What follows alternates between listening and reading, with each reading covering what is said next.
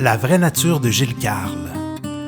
Un balado du Centre culturel Pierre Gobeil, réalisé par Yann Fournier avec la participation de François Renaud, commissaire, et de l'artiste Chloé Sainte-Marie.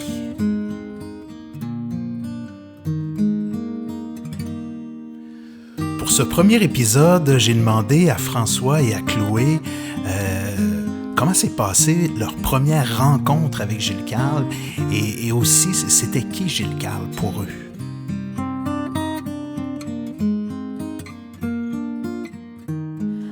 Bonjour, mon nom est Chloé Sainte-Marie. Je suis une petite chanteuse populaire. Puis j'ai été la compagne de Gilles Carle pendant 27 ans.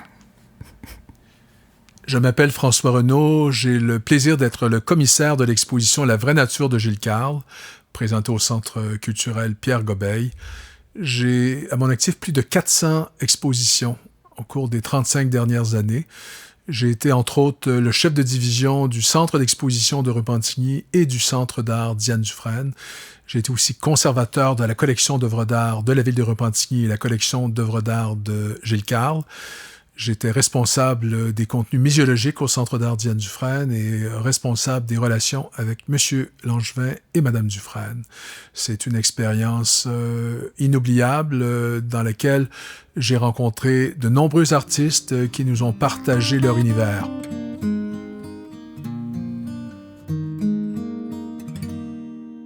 Ma première rencontre avec Gilles Carle, ça s'est fait en 1981. Il y avait le Festival des films du monde qui commençait, je pense que c'était la première année ou la deuxième, qui était créé par Serge Lozic. Et c'était à l'hôtel Hyatt à Montréal. Et c'était tout un événement vraiment important pour le cinéma là, au Québec, parce que ça a donné un bel élan à beaucoup de films, à beaucoup de cinéastes. C'était la fête. Ça se passait pendant un mois. Puis c'était pas seulement des films américains qu'on dit états-uniens, là, mais c'était des films surtout européens, japonais, asiatiques, indonésiens. Il y avait des films de partout dans le monde, peut-être sauf aux États-Unis. Donc, c'était vraiment agréable. C'était des grands moments. Puis j'ai rencontré Gilles là, alors qu'il était, je pense, président du jury, avec Gina Lollobrigida, puis mon Dieu, il y avait tout un comité de jury, et lui, il faisait partie, ou président, ou jury, en tout cas, puis il était à la soirée d'ouverture, puis moi, je me suis retrouvée là, puis ça a été comme un coup de foudre. La première fois que j'ai rencontré M. Carle, c'est lors d'une soirée organisée chez lui au Carré Saint-Louis, c'est à l'automne de 2000. Et c'est à ce moment-là que j'ai découvert qu'il dessinait, qu'il peignait. Je n'avais pas mesuré l'ampleur du corpus de l'œuvre. J'ai été séduit par l'esprit qui se dégageait de ses œuvres, tout le côté un peu ludique, les dessins érotiques qui sont omniprésents. Et c'est sûr qu'on voit beaucoup Chloé au travers de ses dessins, puisqu'elle a partagé sa vie pendant près de 30 ans.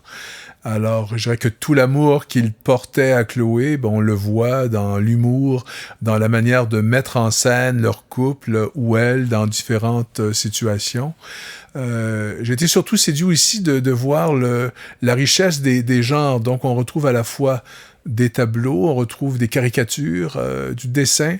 On aurait tendance à penser aussi à l'esprit des bandes dessinées, ce qu'on appelle aux États-Unis les cartoons, le côté très humoristique, très onirique qu'on trouve dans son dessin. Il y a un personnage, je ne sais pas si c'est un alter ego, on le voit dans différentes situations. Je dirais aussi que la plupart de ces dessins, des sujets qui sont traités, c'est très lié à son cinéma. Ça parle de son entourage, c'est la vie au quotidien, c'est ses désirs, c'est la manière dont il perçoit les choses, qu'il perçoit la vie. Alors, il le fait avec beaucoup d'humour. C'est un excellent coloriste aussi. Et ce qui m'a beaucoup touché et intéressé quand on regarde ses dessins au niveau de la facture, c'est la manière dont il intervenait. Il travaillait beaucoup avec des stylos rapidos.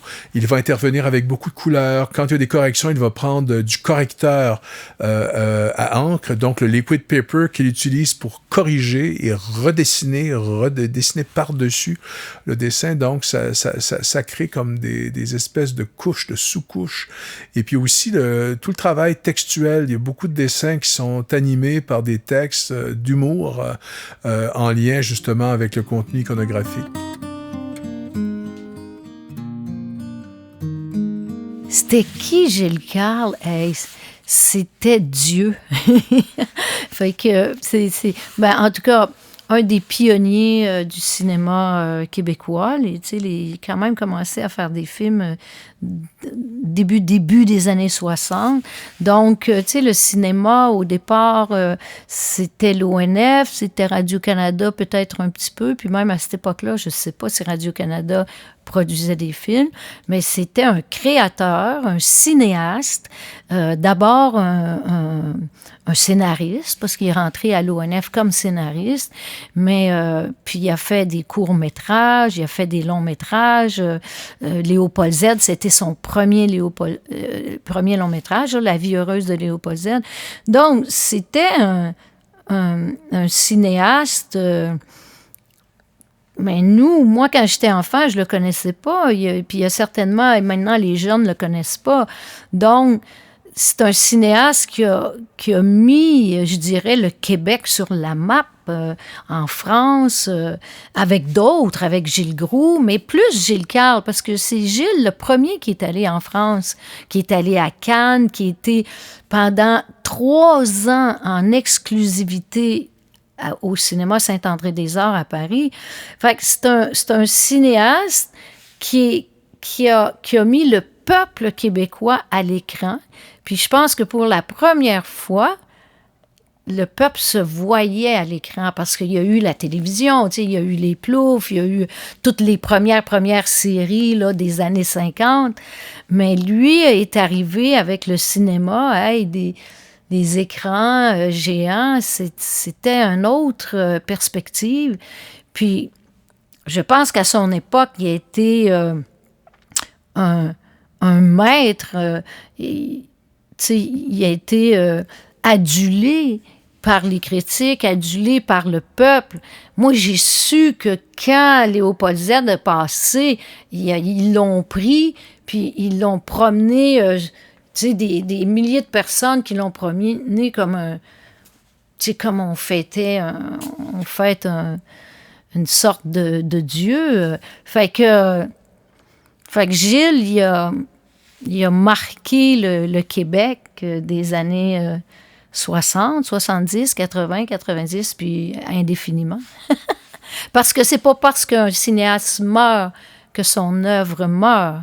L'œuvre demeure et elle prend une autre dimension puis une force encore plus grande, comme une œuvre d'art. L'exposition « La vraie nature de Gilles Carle » est présentée au Centre culturel Pierre Gobeil de Sherbrooke jusqu'au 28 juin 2025. Alors, venez voir ça.